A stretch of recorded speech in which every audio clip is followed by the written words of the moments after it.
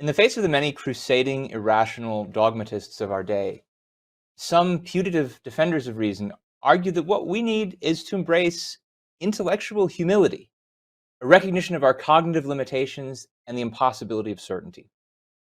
Why do thinkers believe that a concept associated with servile lowliness offers guidance for dealing with others' baseless arrogance? What's a better way to understand what's needed to encourage intellectual and psychological growth? Welcome to the New Ideal Podcast, the podcast of the Ayn Rand Institute. I'm Ben Baer, and with me today is a special guest, Dr. Gena Gorlin. Dr. Gorlin is Clinical Associate Professor in the Department of Psychology at the University of Texas at Austin. She's also a longtime friend of the Institute. And we decided to speak with her today because Dr. Gorlin recently released an article on her Substack channel entitled "Intellectual Humility is a Cop-Out," in which she offers intellectual ambitiousness as an alternative to this increasingly popular idea of intellectual humility. So, Dr. Gorlin, maybe we could start by your recounting a bit about where you've heard this topic of intellectual humility come up. Why are people talking about it? Why is this suddenly a thing? Sure. So I've heard it from a few different directions. Probably where I first encountered it a lot was on the academic front. Some of my greatest allies and collaborators in psychology have been on about this idea. One example being Scott Lilienfeld, who sadly passed away from cancer a few years ago, but who was a bastion of rationality and anti-wokeism and pro-science advocacy within the field. He was a voice of reason in a lot of different ways, and he actually helped me develop a measure of my concept that I've really been working to validate, is self-honesty. And when we were developing a measure together, and he was consulting me because he's one of the experts in the field on measure development, he really wanted to add items that echo some of the intellectual humility measures that he'd been using. So items like, I always want to hear I'm really curious about the perspectives of people who disagree with me. I recognize the limits of my knowledge. I'm willing to accept that my most cherished beliefs could be wrong. A lot of which seem fine to me, and at the same time, they made me wonder. Why are these examples of humility? So he and a lot of his colleagues, and just a growing contingent of psychologists whom I really like generally, they're on about a lot of good things, are also on about this need for intellectual humility, and that's what's going to stem the tide of wokeism and irrationality in our culture. And then more recently, I've also been engaging with more popular intellectual circles like the rationality community, the less wrong folks, as well as this amazing podcast that recently came out with Megan Phelps Roper as the host, right? On the witch trials of J.K. Rowling, where you can really hear the influence of this idea on Megan's thinking. We want to hear both sides of the story. We don't ever want to be too certain, which is kind of what she attributes with getting her through this really radical intellectual transformation from basically fundamentalist Christian crazy person to advocate for rationality and civil discourse. So it's sort of been everywhere in my life. And part of the reason I wanted to talk with you about it is because I've also seen it operating in a number of these different cultural controversies that we sometimes wade into. And in just the same way as you mentioned, that some of the people who I regard as the most honorable, intellectually honest, rational commentators and for example, critics of irrationality. Here I have in mind John McWhorter. He wrote this book called Woke Racism. He takes the kind of social justice movement to task for being kind of like a new religion and just as irrational. And there's just an excellent commentary and criticism in that book. And there's just so much that he's right about. But at one point when he's trying to explain what he thinks is wrong with it, there's a point where he says, that they think they're just so incontestably correct, so gorgeously surpassing millennia of brilliant philosophers' attempt to identify the ultimate morality, that we can only bow down to them in humble acquiescence. Now, it's interesting because there he's at the same time criticizing them for expecting our humility, but the kind of tone of his criticism is why do they think they're so awesome? And is that really what the problem is? Why does anyone? Yeah, and Yeah. that the thinking one is so awesome is part of the problem. So let's talk about just what this practice of humility that they are recommending is supposed to be. And here, I know one of the things you talk about in the Substack article is that there's a lot of different things that they're talking about and trying to kind of package together, and that's part of the problem. But could you sum that up for us? Yeah, I mean, most of the specific practices are actually totally reasonable if packaged a little bit different. So the kinds of practices that fall under the heading of intellectual humility are check your premises, right? Or check your assumptions, be curious about incoming evidence, even when it contradicts your current kind of default assumptions and beliefs. Admit when you're wrong, right? Be willing to change your mind. Check your biases. Be aware that there's such a thing as confirmation bias, and that you're more likely to ignore perspectives or evidence that disagrees with your current belief system than those that agree with it. And be careful of that, right? Don't be too quick to jump to conclusions.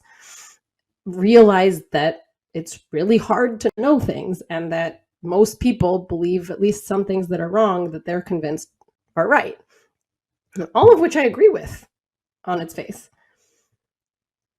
It's then kind of the underlying assumption and perspective that that's imbued with that I think gets this idea into trouble. And it's what's missing from the package, actually, more than what's in it, that gets it into trouble. Yeah, maybe one way to summarize what gets packaged in with it is this passage that I wanted to share from Steven Pinker, a thinker both of us, I think, have a lot of admiration for, kind of in the same category of the John McWhorters of the world, who's been very rational in the way he's opposed and criticized the worst trends in our culture. But in his recent book on rationality, Pinker says the following. I'm going to put that up on the screen. The psychologist David Myers has said that the essence of monotheistic belief is, one, there is a God, and two, it's not me, and it's also not you. The secular equivalent is there is objective truth, yay. Two, I don't know it, and neither do you. The same epistemic humility applied to the rationality that leads to truth. Perfect rationality and objective truth are aspirations that no mortal can ever claim to have attained, but the conviction that they are out there licenses us to develop rules we can all abide by that allow us to approach the truth collectively in ways that are impossible for any of us individually. So, kind of like I indicated, great that Pinker, unlike the woke activists that he targets, thinks that there's a truth out there to know. And as we were talking about before the show, his book on rationality actually does give a lot of concrete, helpful tips and tactics for getting your beliefs better in line with the truth. But here, the way that he's framing it is, this is a way of acknowledging that you can't actually know the truth. I mean, do you have reactions to what he's saying here? Yeah, I mean, my first reaction is what he's talking about is omniscience. And he's right about omniscience if you swap it out, right? If you swap out objective truth for omniscient knowledge, which is what a religious worldview would lead us to demand, right? Like either we're God and we have omniscience in some magical way, or we have to be skeptics. And if we assume that that's the alternative, right, that it's either omniscience or bust, then he's right. But what he isn't allowing for is that there can be real certainty, that we can know specific things and we can really know them, right? Like we can really know that evolution is true. We can really know the laws of physics as they apply to bodies in motion at the kind of macro level, context that, say, Newton was operating, right? While still not knowing a lot of other things. And he's sort of not allowing for that. I definitely want to come back to the issue about certainty later, because it's something you talk about in your piece. But I'll take a step back from that for a moment and just ask, what's the big problem with calling the practices that we just described humility? It sounds like you're on board with most of the things they're recommending, and yet you don't like the way they frame it. You don't like the way that they package it. So, and this is the thesis of your article, that the right way to there's a better way to characterize all this. So, what can you tell us about that? Yeah, so to start from just concrete examples of what I think is wrong with it, kind of where it goes wrong, where it's lacking, notice what's missing from the advice. If you know something, have the courage of your convictions, right? Dare to act on what you know. Dare to pursue bold, novel hypotheses that you judge to be worthwhile, even when everyone else thinks they're crazy and everyone else disagrees with you and it runs in the face of convention, right? Strive for the kind of deep certainty that enables you to build something ambitious and new, right? Get to first principles, get to the kind of universal truth that allows you to cut through so many of the particulars that you find around you and kind of see to their essence, right? Like get to, I have a whole separate article on my Substack about first principles, which I call the real superpower of the builder's real superpower, because you can hold fast to the North Star. Like in Jeff Bezos' example, customers are always going to want things that are better and cheaper, right? And we want happy customers. So we're going to focus on customer obsession over things like satisfying our board, over things like out-competing Google, over all these other things that could be distractions if we didn't have this deep fundamental truth that will still be true 10 years from now. Intellectual humility not only doesn't help with that or give guidance on it, it implicitly discourages that kind of ambitiousness, because the implication is that you are noble in virtue of recognizing how little you know, right? You're noble in virtue of being able to say, yeah, this is my best. You're noble for holding your convictions loosely, right? Like this is a common aphorism in the startup world: strong convictions loosely held. Hold them loosely. Don't get too attached to them, because they could always turn out to be wrong. And so I think some of the hardest work, the toughest heavy lifting involved in the work of knowledge and the work of applying knowledge to life is not only absent, but implicitly discouraged by this alleged virtue. And I think the reason for that is that it's setting the bar in the wrong place and in much too low a place. It's setting the bar not on achieving knowledge with the recognition of how hard that is, but rather settling for uncertainty, right? Settling for guesswork and calling that noble, in effect. One of the interesting things about your article is you talk about certain psychologists and philosophers who I think recognize the problem that you've just pointed to and want to say, oh, but I don't want people to do that. I don't want people to dismiss the real knowledge that they have. Right.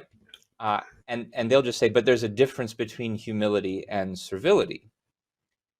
And your reaction, I take it, in that article is, but that's just not what humility actually is. The humility is literally not what it means. Yeah. Yeah, then just so why call it that? Right. But yeah. Right. I mean, and it's just really, if you actually look in detail at the measure they're developing that is supposed to be the better measure of humility, because it forecloses the possibility that you interpret it in this way as you're just neurotic and servile, and you're never too sure of anything, to the extent that it keeps you from acting and it makes you obedient, right? That, we also, in our measure of intellectual humility, we've included 3 subscales. One subscale is owning your limitations, and that's standard intellectual humility items like I recognize that some of my beliefs might be wrong. I am not threatened by the discovery that I have erred, or I realize I might be wrong about some things. And then there's a second subscale, which is, I think it's in the article, it's called love of truth, I think, something like that. And it's items like, I strive to, I always strive to expand my knowledge. I love to learn. I love the truth. Like, how is that part of an intellectual humility concept? That's not what intellectual humility means. Like, you're sneaking in. I mean, talk about like a classic package deal. You're like taking what is actually the opposite of this concept, and you're crediting, you're kind of harnessing it in order to give this concept more credibility, right? If you look up humble in the Oxford English Dictionary, which I did this morning, the first definition is having a low estimate of one's importance, worthiness, or merits, marked by the absence of self-assertion or self-exaltation. Lowly, the opposite of proud. And then if you look at the Latin root of it, it's low, lowly, small, slight, mean, insignificant, base. So they really are proposing to use it in a kind of neologistic way. And you have to wonder why. My best guess at an explanation would be they're too conventional about the way they think about ethics, and they know that humility is classically regarded as a virtue in the Judeo-Christian world, and they just don't want to oppose that. I mean, do you have thoughts on that? Yeah. No, I mean, I think that's my impression also, that there's a kind of, we're taking for granted a certain ethics here, right? Or these authors, these scholars take for granted an ethics that in which humility is a kind of unquestionable virtue, right? Or really core virtue. And they're trying to rescue it. Like, they're trying to reconcile it with science, right? But they're not actually going to that deeper level, which ironically, if you want to be really intellectually ambitious, then like question the roots of your moral worldview, right? Like, question, if there's something that doesn't add up, don't just start from the assumption that you have the right concept and that this is the right, that this has to be a virtue and this is the right way to live, and then try to massage your measure to reflect that. Question the moral code, right? Which isn't happening. Itself a very ambitious thing to do, I guess. Right.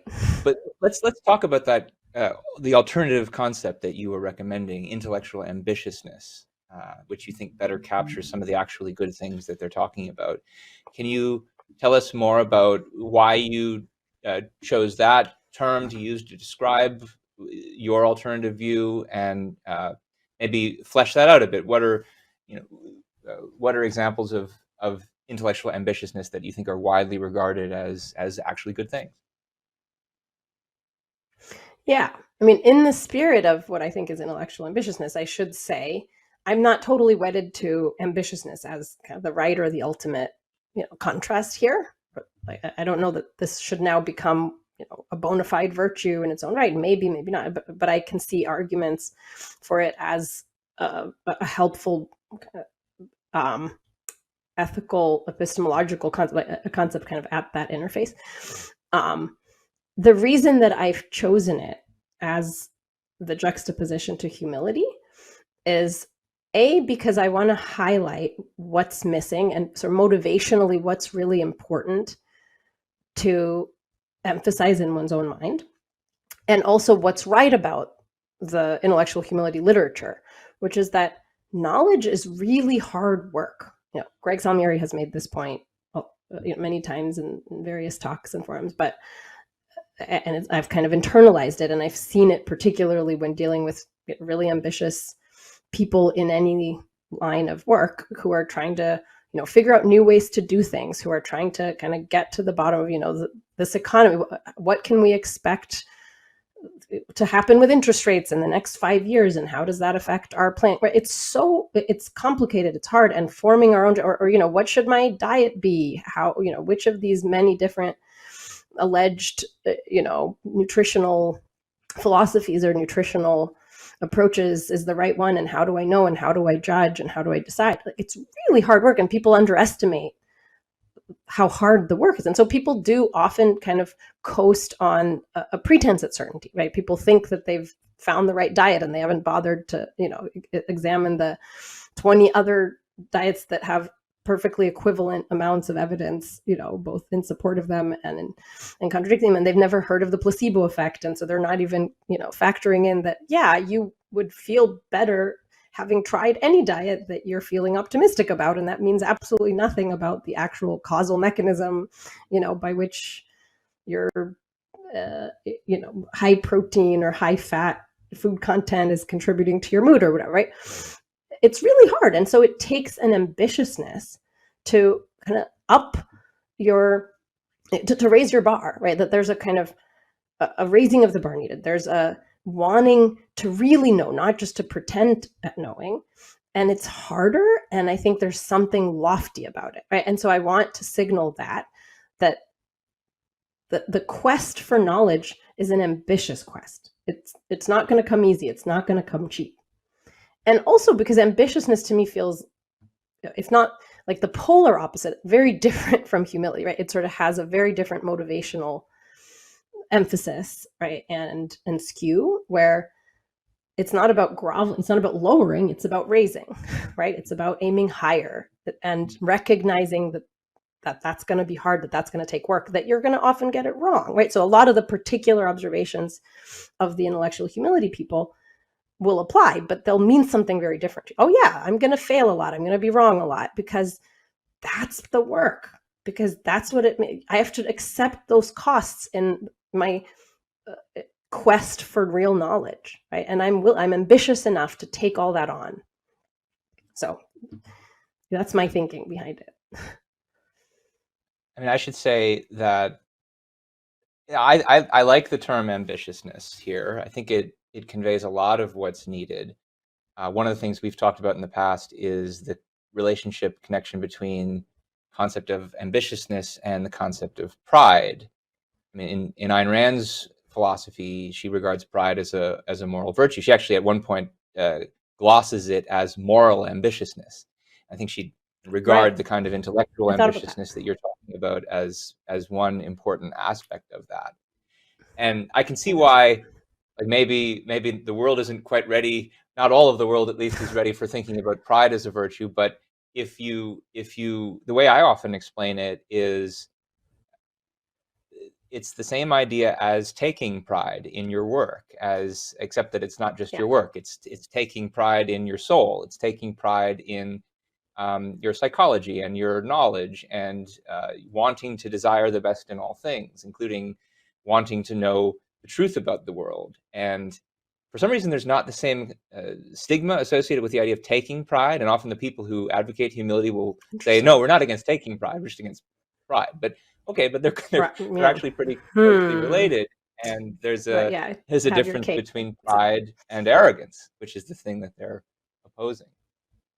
Yeah. And even arrogance. I mean, originally, sorry, I don't know if we want to go on this brief tangent, but originally, before I realized that I wanted to write this piece on intellectual humility, I was actually on about arrogance. So my first take here was people use arrogance to mean both this kind of boastful posturing and the kind of decisiveness and the kind of confidence that comes with genuine certainty. And I hate that. Where I've heard arrogance come up the most as a therapist and a coach has not been in contexts where, I need to help my client be less arrogant. I mean, that's not unheard of, but where I've heard it come up a lot more is I'm worried that I'll be perceived as arrogant if I say out loud what I really think is happening here, right? Or if I take a stand on this policy that I know is going to upset some people and is going to ruffle feathers, and there's some chance I'll be wrong, and then am I really able to tolerate that, the kind of the loss of credibility or whatever the case may be, where the worry about appearing arrogance actually undermines people's courage and confidence in what actually ought to be credible judgments. So it's just kind of the flip side of this worshipping of humility. just like there's a package deal involved in saying that it's good to be humble, where you're drawing on the idea that it's good to acknowledge there's a difference between what you know and what you don't, packaging that Right. with, and by the way, be lowly. There's also a package deal with pride and sometimes arrogance in the same way, where you say this is a bad thing to be because it's bad to boast, and therefore you actually also shouldn't be assertive or acknowledge Right. what you know. Or ever be too sure of yourself. Right. Exactly. Don't ever be too sure of yourself, because you'll be just like those blowhards who, you'll be just like Trump, in effect. I don't know. Well, let's talk about being sure about Get into yourself, examples. because we mentioned earlier when we read that passage from Pinker that the part of what the intellectual humility advocates are packaging with the actually good stuff is this idea you can never really be certain. And you had mentioned that you thought if there's anything legitimate about what he's saying there, it's perhaps the idea you can't be certain in the sense of being omniscient, to being an all-knowing God who can never be wrong about anything, and who never has omniscient to make or correction. infallible. Yeah. Right. Yeah. But you suggested, and you say this in your article, that there is such a thing as earned certainty, which you're distinguishing from that religious conception. Say more about that. What does earned certainty look like, and why is that an alternative to this kind of religious view of what certainty is? Yeah, I think we all probably know, or at least we've all at some point experienced getting to the point of being sure of something because we've really done our homework, right? And the kind of homework involved is very different depending on the kind of knowledge. But, being really, for I think probably a lot of us, like, I am sure that all else being equal, my children are going to be better off getting an education that emphasizes like agency and and independence than an education that emphasizes servility and obedience. I am sure, and when I say I'm sure, like I haven't, I wouldn't even say that I knew that for sure 5 years ago, even though I had objectivism and I had all these kind of high level principles. I had to really kind of see and practice. Okay, well, what are the different kinds of educations out there that at least claim to emphasize agency, and what is so good about that? And it's actually really complicated because on some conceptions of agency, what that means is you just let your kid do whatever, and that can't be right, because my 3-year-old will color all over our walls and dump all her food upside down and and hit her brother if we just kind of let her have the run of the play. Like, is that what we mean by agency, right? And the kind of unschooling movement, which claims that the way to foster agency is to kind of never force anything on your, right? Like, let the kid decide what they're interested in, and if they want to learn math, great. If they don't, that's fine, because they should follow their interests. If they want to learn to read, fine. Eventually they'll probably be interested in reading, but don't push it. That's the dead wrong conception of agency. And I've had to learn a lot about both kind of the right approaches and the wrong approaches, and what they get right and what they get wrong. And I've had to observe my own children to really understand what I even mean by agency, right? That it's a capacity to choose and execute goals in the world for oneself, which is so different from what I even understood it to mean initially. And I've come to understand a lot of very substantive, particular things about kind of what does and what doesn't foster that in an educational context and at different developmental stages. And now I can say with certainty, I would rather have my kid in a Montessori school, not just any Montessori school, but the kind that it fosters the kind of agency that I mean, than a progressive school or a public school. I know it, but that's the kind of work I'm talking about, right? Like, I don't just casually know it. I really know it. And there's a lot that goes into that. I think most people don't have that about most issues. And I don't have it about most issues. I have it about a couple of issues. But that's what I mean by earned certainty. Like, you've really gotten to the kind of, the bottom of something, or you've really engaged with a whole lot of different kinds of evidence and inferences, and you've come to really understand something. And then there's also things that are much closer to the perceptual level. Like, I'm certain that if I put my finger in the fire, I'll get a burn, right? And then I think lots of gradation in between. But the point is that it looks like something to get to knowledge, and it's different from not having it. And I think there are a number of the critics of certainty who would say, well, it's fine for you to be confident in your belief system, and it's fine to think of it as a sort of psychological concept, but they would dispute the idea that there's some logical concept of certainty that plays any meaningful role in science. And there, I think, no, there's still mistaken about that, because there's a real difference between someone who's, let's say, done a good amount of homework and they think that their scientific hypothesis is probably true, but there's a couple of possibilities they haven't ruled out yet. They haven't done the experiment to rule out one possible cause, and so they're not certain. They've got a high degree of probability, but it's not certain. There's a difference between that and someone who has ruled out all the alternate possible explanations. And exactly here, and marshaled and marshaled a wide range of evidence. Sorry, Ben. Sorry. Yeah, and marshaled a wide range of evidence in order to rule out those possibilities. And I think part of the reason why they hold on to the idea, and you often see this coming from the Popperian critics of certainty, is that they think, well, there's always possibilities you can't rule out because you can always imagine something that could come up and foil your hypothesis. But there's a big difference between an imagined possibility and one that you have, actual scientific evidence for. Like, would any of these critics really say that we're not sure that the Earth is roughly round, as opposed to flat? We can't rule out that possibility with certainty.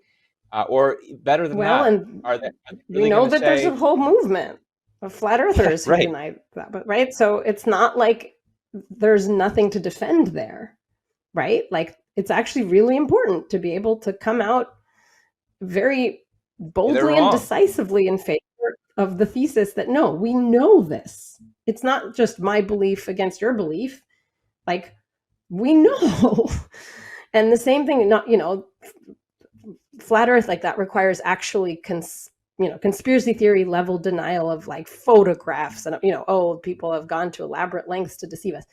But then you get to things like the theory of evolution, right? Or the Earth revolves around the sun, if we want to go the kind of planetary round. And people will say, okay, well, Newtonian physics has been invalidated because it turns out that it no longer operates at microscopic levels of or at, like, whatever is the, like, cosmos level, close to the speed of light, that it just sort of breaks down. And that's where, again, there's this insistence that either you need omniscience, like, either he needed to have described the physical properties and relationships among any and all entities ever to be discovered, or what he discovered wasn't knowledge. And I think it's a good example because Newton was, in my recollection, because I studied some of his work in the context of the philosophy of science way back in college, so I may misremember things, but my recollection is that he was particularly rigorous about establishing and sort of delimiting the context in which he does and doesn't know things, right? Like, he was so careful about not claiming to know the kind of physical mechanism by which gravity operated, right? He had identified, like, no, definitely there's this systematic relationship between physical bodies at this kind of macro level of observation. I'm not claiming to know what's maintaining that. I'm not claiming, don't start positing effluvium and that, and this and that. We just, like, we don't know. We need to do more, observation and more research. We need new tools. And immediately people start positing effluvium and, speculating on all the possible reasons why there's gravity. And then, demanding a godlike kind of omniscient explanation of it. But, like, that counts as certainty, even if it's incomplete, right? Even when it raises questions, which inevitably it will, because, the universe is vast and complex and there's always more to learn and new things are going to happen and things are going to change. But you know what you know. And that's, I think, a really important part of this insight that you kind of lose with Popper, right? And with this whole epistemic approach. Yeah, Newton's famous line is hypotheses non fingo. I feign no hypotheses. Where what he's talking about is you don't, feigning a hypothesis is just coming up with something on the basis of imagination. And well, you can't rule that out, you can't rule out feigned hypothesis, is what the critics of certainty say. But they're the ones we shouldn't be entertaining in the first place if they're not based on anything. Right. Like basically the arbitrary. So let's shift gears a bit to bring this really down to brass tacks, because I imagine that there were hints of it in various places in your article, that this is a particularly important issue for you as a psychotherapist, because you're trying to think about what kinds of practices and strategies are you going to recommend for your patients. And where do you see this coming up in a psychotherapeutic setting, the problem of recommending to patients that they practice intellectual humility, and why is it that something like intellectual ambitiousness, that's instead what you would prefer to recommend? Yeah, I mean, I kind of alluded to this briefly before, but the problems that people struggle with, in my experience, coaching them, doing therapy with them, are almost always, and I think at a fundamental enough level, always problems of lacking confidence, right? Problems of insecurity, problems of either not being sure enough because they don't know how to get sure, right? They don't know how to do that work or what work is involved, and or lacking the courage of their convictions, even when they are really onto something. Like I've definitely had, I've worked with company founders, leaders who, like, they've had an insight, like, people are going to want our product more if we kind of offer it in this more modular way versus if we kind of package it all together. Their team is skeptical, and they feel like, well, I don't want to be the kind of stubborn, hardball leader who just steamrolls over my team. So I'm going to put it to a vote, or I'm going to try to kind of keep talking to them about it and hope. And I do think part of a leader's job is to get that kind of alignment and consensus. But to do that, you've got to be really courageously, boldly assertive of your views. It makes me think of, like, and I use this type of example with clients sometimes, like when Jeff Bezos sent this famous memo, or at least allegedly it was from him, and it easily could have been based on what I've heard of his leadership style, that basically told everyone in his company, okay, you are now going to switch to using this it's like AWS technology, right? Am I referring to it right? Again, shows what I understand of the technical parts, but you're all going to switch to it. These objections will not overrule my edict. If you don't want to do it, you're fired. Thanks, have a great day, basically. Like, and he, as I've since then learned, he based this insight on something like a year's worth of conversations and research, and really kind of deep thinking about where technology was headed, and about, kind of the difference that this shift would make. But he had to be really, he wasn't going to get the level of understanding and certainty from his customer base in the amount of time that he knew he wanted to put toward this, that he would need if he didn't have the courage of his convictions, right? So he stood up for his own conclusion, and he was able to take the risk that people will get mad, or that they'll leave, or that they'll bristle, right? Like, he was willing to ruffle feathers. He was willing to stand up for what he knew. And that's really hard for people. And it's really hard, it's hard, especially either when it might upset someone, or when it involves critical feedback that you're going to give someone, right? That I think you're going about this wrong, and here's why I think that, right? Or I think we're going about this wrong. I think we're moving in the wrong direction, and here's what I actually think we need to do instead. It's socially hard. It's sort of emotionally hard, right? There's a lot of actual risk insofar as, people are unpredictable and they have free will, and to a certain extent you do take on the kind of social costs that some people are going to get annoyed and start petitioning, or they're going to leave your company or whatever. But emotionally, it often feels much more threatening than it actually is, insofar as you don't have this conviction, this really deeply internalized conviction that I can know stuff, that, that my mind actually can, latch on to reality, that I can grasp reality.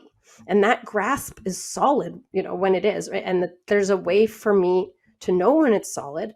And when it is, then I don't need further permission or sanction or confirmation or validation. Like, I see it and I can act on my judgment. I can act on what I see and have, not faith, right? But confidence in that.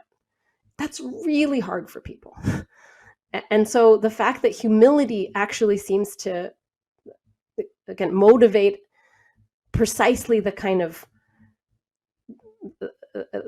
settling and the kind of recognizing that you're limited, right? Like, it's this emphasis on your limits, on your limitations, rather than you can see to the heart of things. And maybe you do, and maybe you're close to seeing to the heart of things.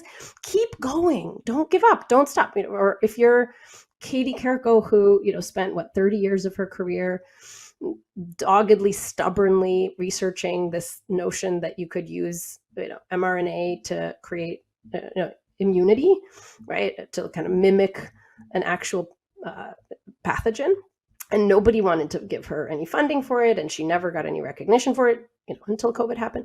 Right? But she just kept plugging away because she believed, she believed the evidence. She could see how it's possible. She saw, she read the signs on the wall, and she had the confidence, the courage of her convictions. And that's just so important and so hard.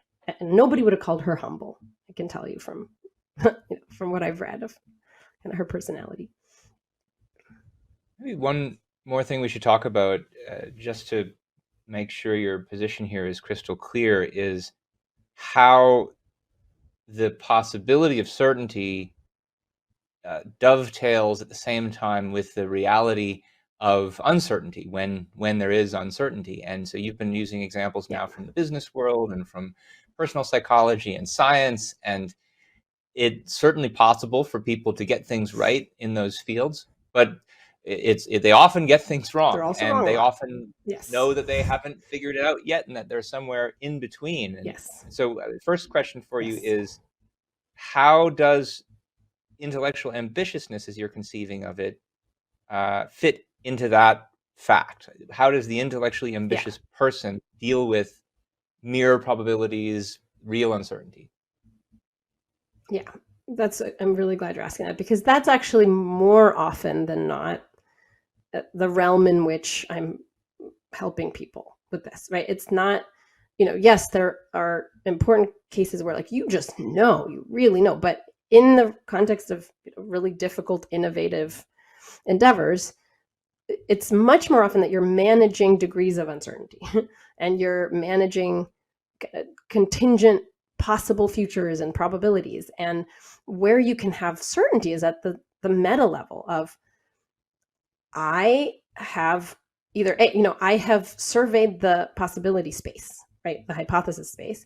And I know that I don't have major blind spots here in terms of, there being a whole field that I haven't discovered that has a bunch of insight to offer me on this topic, or that, would allow me to actually make headway in projecting, the likelihood of this outcome, because I just haven't done my research, right? Or that I'm not selectively avoiding thinking about certain possible futures because I don't want to have to deal with those possibilities, right? I am certain that I'm going about this estimation in a rigorous way, and or that this is a worthwhile bet to take, right? So again, famously, Bezos assigned something like a 10%, or I don't know, maybe it was 30% probability to Amazon actually working out as a company when he started it. There's this online bookstore, which was this kind of crazy, new weird idea at the time.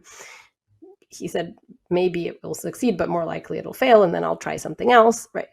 But he saw it as a bet worth taking because something like this is going to change the world and is going to be the future. The internet is changing everything, right? You can imagine equivalent insights today about AI and about machine learning and some of these technologies. Like, this is changing everything, and it's going to be the sort of thing that allows us to solve this type of problem. But there's so much I don't know about what that's going to look like, or how long it's going to take, or who the market for it is actually going to be, or is it going to be a bookstore, is it going to be more of an online marketplace, right? And I'm incorporating into my mental model all that uncertainty, right? And I'm allowing for this high a likelihood that I will fail, and I've asked myself the question of whether it's going to be worth it to me, even if I fail, and how worth it, and how awesome would the upside be, right? And like, how am I modeling the likelihood of that scenario? And then when I weigh those likelihoods, what do I want to do, right? Like, what's worth going for, even if it's really low probability, but because the small chance of ending up on Mars or whatever the case may be is so completely worth the 5 years of trying, right? Or whatever. And like, there's a sense in which you can get to certainty about that, right? And that's hard, and it's virtuous, right? It requires a lot of ambitiousness, I think. I think one way to think about this kind of case, and you're quite right that there's certainty at the meta level about the fact of uncertainty. And if that sounds paradoxical, you have to think about, well, why is it important? Why is it good to acknowledge uncertainty? Well, it's good because if you don't acknowledge real possibilities of error, then it's going to make it more likely that you make the error and that you don't get at the truth. But an ambitious person who takes pride in knowing wants to get at the truth. And so they need to be able to exactly explore these errors. Maybe what looks like an alternative possibility that you're not leaning toward, maybe that's actually the truth, and you need to go figure it out. And it's somebody who really cares about knowledge, who really desperately, passionately, ambitiously, even arrogantly wants to only know the truth and no falsehood, that's what they're gonna want to do. And there's an anecdote. You showed me this psychology paper, and it's one of the ones where they, I think, are on your side about a lot of things, saying, "Oh yeah, no, we don't want people to be servile," but they weirdly call that humility. Right. Yeah. That is, they weirdly call the ambitiousness that you're recommending a kind of humility. They start the paper with the following anecdote. I'm just going to read the paragraph here because I think this is very interesting. In 2014, Laszlo Block, a senior vice president at Google, detailed the personal qualities the company seeks in employees. What we've seen is that the people who are the most successful here, who we want to hire, will have a fierce position. They'll argue like hell. They'll be zealots about their point of view. But then you say, here's a new fact. And they'll go, oh, well, that changes things. You're right. And they go on to describe this as paradoxical combination of strong professional will and humility. But if you reconceptualize the psychology here in the way I think you're suggesting, there's no paradox at all. It's like the very same love of truth that goes into being quote unquote zealots about their point of view is the same thing that what you allows love them to very quickly see that they're wrong. Exactly. Yeah. It's like, do you love the illusion of truth? Like, do you love being held up in others' eyes as a great wise sage, or do you actually love the truth? Because if you actually love the truth, you're gonna be thrilled to discover that you were wrong. Because I mean, doesn't Rand have a quote of his like, if I show them they're wrong, they learn something, but hey, if they show me I'm wrong, then I learn something, and that's even better. That's even more of a win. I think that's a good note to end on today. So I want to thank you very much for this conversation, and we need to make sure to share with our audience some resources for how they can learn more about this. And first of all, the article that we've been talking about of yours, Gena, on your Substack, Intellectual Humility is a Cop-Out. Here's a short link that'll take you right to the Substack, bit.ly/humility cop-out. Nobody's apparently chosen that tag on Bitly yet. No. There's the article I briefly referenced where I talk about John McWhorter and his battle with the woke activists, the old morality of the new religions. Part of what I do in that article is to talk about how what's really wrong with wokeism is that it's in effect advocating for systematic humility. And so the way you oppose that is not by embracing some new kind of humility, intellectual or epistemic or otherwise. But then, yeah, we should also reference some sources that people might want to take a look at from Ayn Rand herself, because this is certainly something she had a lot to say about. And here I'll just recommend some entries in the Ayn Rand lexicon. There's one on humility, which she was very much opposed to, and one on pride. Pride understood in that sense of the virtue of moral ambitiousness and seeking the best in all things and wanting to perfect your soul. So take a look at that at bit.ly/AR-humility and AR-pride. No, I mean, just to end on a final thought, because I want to make sure it makes it into our discussion. Please. There's a deep sense in which having the courage of your convictions, having the courage to kind of assert and act on what you know and caring to actually know, it means having the courage to live. Because you make your decisions, right? You kind of stake your bets on your judgment. And I think this is something that's really missing from the intellectual humility literature, but I think that objectivism uniquely imparts, what it means to take ideas seriously, right? What it means to really take responsibility for our knowledge is to take responsibility for our life. Because one way or another, we have to choose. We have to decide, where do we send our kids to school? What do we eat? Which doctors do we go to? Who do we vote for? Right? How do we live? And those are questions that require, reason is our means of survival. And so I think remembering that link, remembering that this is not just some intellectual exercise. This is about the courage to live. Amen to that. Can end us on that sentiment.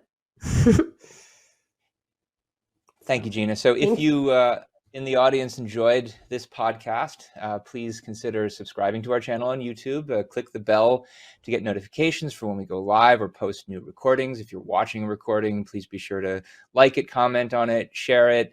That helps attract new viewers to fresh content like this. Same thing if you're watching on Facebook. And if you have questions or comments about today's episode, or questions about objectivist philosophy that you'd like to see us discuss in future episodes, send us an email at newideal@aynrand.org. We read everything that comes in, and we answer many of those questions. So once again, want to thank Dr. Gorlin for her time today. And thank you, Dr. Baer. It was a pleasure. We wish you all the best in taking pride in your life and work.